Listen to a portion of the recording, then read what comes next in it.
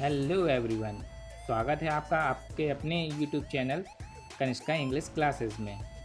So we were studying about simple present tense, simple past tense and simple future tense. Today we are going to study in this lecture about simple present continuous tense. So here we go.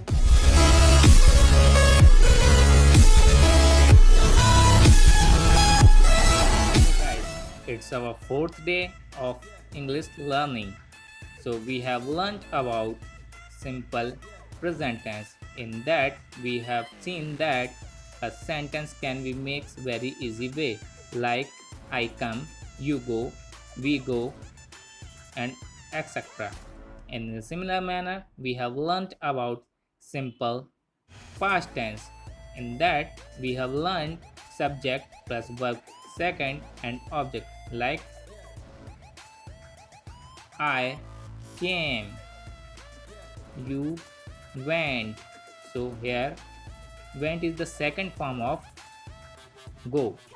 So in the similar manner we have learned simple future tense. In that we have learned a sentence can be made subject plus will plus verb की first form plus object, like I will go there, you will study, and you will able to speak English very well. So continuing our lecture, today we are going to study about simple present continuous tense. दोस्तों, simple present continuous tense को बनाने का तरीका ये होता है, सबसे पहले तो इसकी हम पहचान देख लेते हैं। पहचान क्या होती है इसकी? इसके वाक्यों के अंत में, इसके हिंदी के वाक्यों के अंत में रहा है, रही है या रहे हैं शब्द आते हैं और इस काल में किसी भी काम का होना दर्शाया जाता है। जैसे कि आप सामने स्क्रीन पर देख सकते हैं प्रेजेंट कंटिन्यूअस टेंस के बारे में। इसको हम हिंदी में बोलते हैं अपूर्ण वर्तमान काल। इसमें कोई क्रिया जारी है या व्यक्त करने के लिए इस काल का प्रयोग किया जाता है।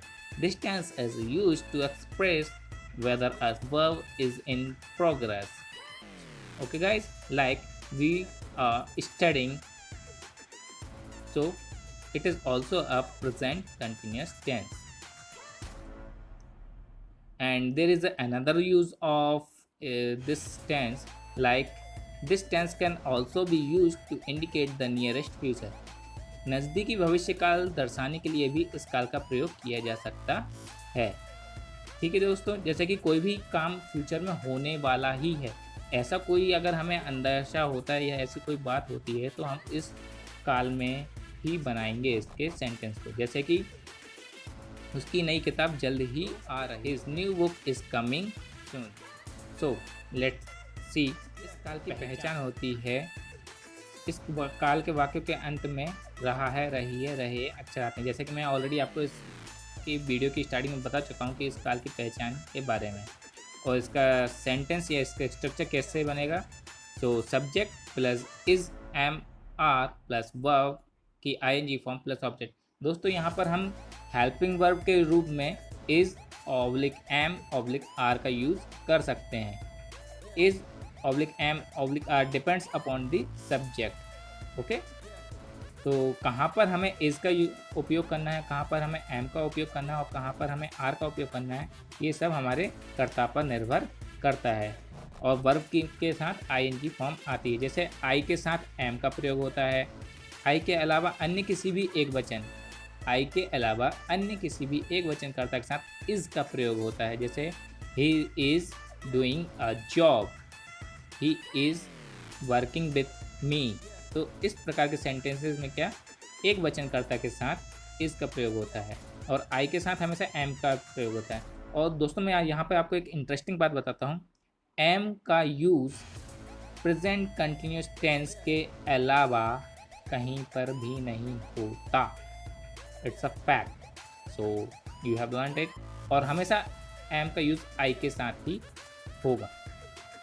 बहुवचन और यू के साथ हमेशा आर का प्रयोग होता है। So guys, in the plural subject you will write are as a helping verb. So here we can see the sentence. Affirmative sentence is about like I am going to teach you. So guys, you can see here I is the subject, am is our helping verb, and going is our main verb, which is go. So here we have applied ing form, so it's became going. So I am going to teach you. Okay, मैं तुम्हें पढ़ाने जा रहा हूँ, ठीक है। इसी प्रकार अगर मुझे इस टेंस में कोई भी नेगेटिव सेंटेंस बनाना है, जैसे तुम ठीक से नहीं पढ़ रहे हो, so you are not studying properly, you are not studying properly. तो इसी प्रकार हम अगर इसमें इंट्रोगेटिव या प्रश्नवाचक वाक्य बनाना चाहें तो वो भी बना सकते हैं। क्या तुम वहाँ जा रहे हो, so are you going there, are you going there. तो इस प्रकार से हम मेन वर्ब के साथ नॉट का प्रयोग करके नेगेटिव सेंटेंस और मेन वर्ब को सब्जेक्ट के पहले लगा के इंट्रोगेटिव या प्रश्नवाचक वाक्य बनाया जा सकता है। चलिए दोस्तों आगे देखते हैं। जैसे कुछ एग्जाम्पल देखते हैं हम यहाँ पर। मैं जा रहा हूँ, आई एम गोइंग। मैं अंग्रेजी सीख रहा हूँ, आई एम लर्निंग इंग्लिश। मैं अब निकल रहा हूँ, आई एम लिविंग नाउ। आपकी चाय ठंडी हो रही है, your T is getting cold. तो दोस्तों आप यहाँ पर देख रहे हैं कि जो डेली रूटीन में हम सेंटेंसेस जनरली बोलते हैं वो ही सिंपल से सेंटेंसेस हैं। अगर आप इनको बार बार पढ़ें या बार बार सेंटेंसेस बनाएं तो आप बहुत ही ज़्यादा अच्छे तरीके से इंग्लिश को बोल पाएंगे। और मेरा दावा है कि अगर आप कंटिन्यूसली हमारे चैनल को फॉलो करते हैं और सब्सक्राइब करते हैं और हर एक वीडियो बहुत अच्छे से और पूरा देखते हैं तो आप इंग्लिश बोल भी पाएंगे, इंग्लिश लिख भी पाएंगे और इंग्लिश की मूवीज़ या इंग्लिश की स्पीचेस सुन के समझ भी पाएंगे। I am damn sure. So continuously please watching our full videos and do like, share and subscribe. Now here rule or we can say another use of present continuous tense be. यह क्रिया अपूर्ण वर्तमान काल में कभी कभी प्रयोग में आती है। तब be के साथ विशेषण होता है और वाक्य के से कर्ता का उससे वक्त का बर्ताव का व्यक्त किया जाता है। कहने का मतलब यह है सिंपल से भाषा में कि बी का यूज़ हम तब करेंगे जैसे हमें कोई अपना एक्सप्रेशन बताना हो, कोई भी हमें हमारी बात बतानी हो, है ना।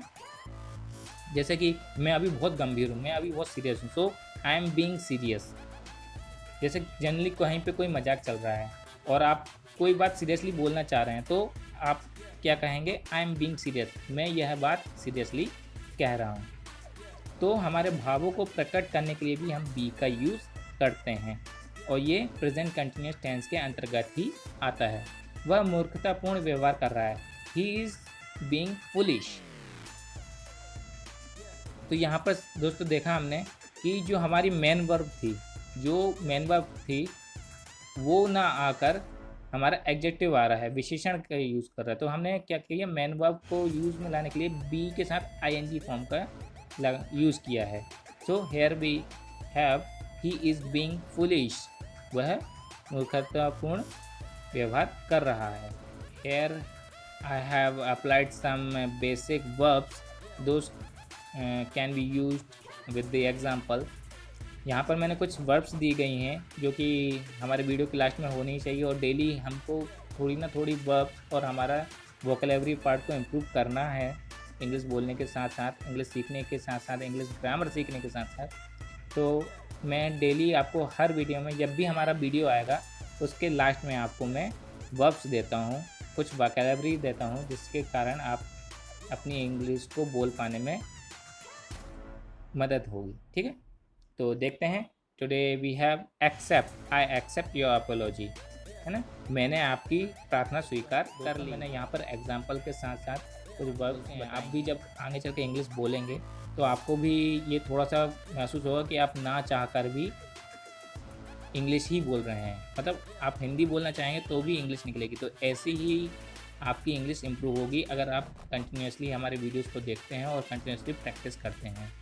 तो I think it's enough for the day, and thank you for watching my video, and please do like, share and subscribe my channel.